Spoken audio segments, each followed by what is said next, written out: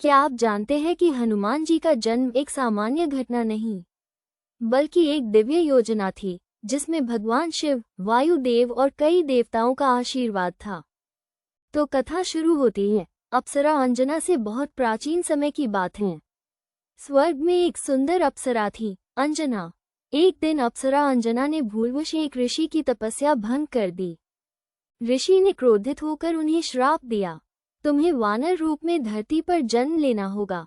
और प्रायश्चित पर ऋषि ने कहा, जब तुम भगवान शिव की तपस्या करोगी, तब उनका अंश तुम्हारे पुत्र रूप में जन्म लेगा और तभी तुम्हारा श्राप भी समाप्त होगा। धरती पर अंजना ने वानर रूप में जन्म लिया।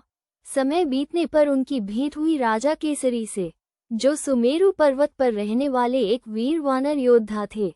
दोनों ने विवाह किया और एक दिव्य संतान की कामना की।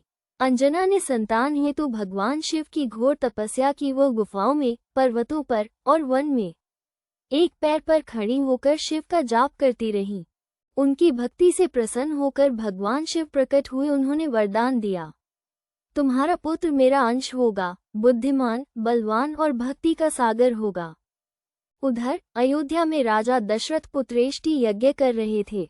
अग्निदेव ने उन्हें जो दिव्य पायस दिया, उसमें देवताओं की शक्ति और आशीर्वाद था। वायुदेव ने भगवान की आज्ञा से उस दिव्य पायस को अंजना तक पहुंचाया, जो उस समय ध्यानस्थ थी।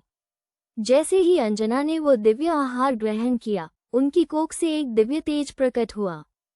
वन में एक अलौकिक प्रकाश फैला। फूल अपने आप खिल उठे। पक्षियों ने मधुर गान किया। अंजना ने एक तेजस्वी वानर बालक को जन्म दिया, जिसका नाम रखा गया हनुमान। वो थे भगवान शिव के अंश, वायुपुत्र और राम भक्तों में सर्वोच्च।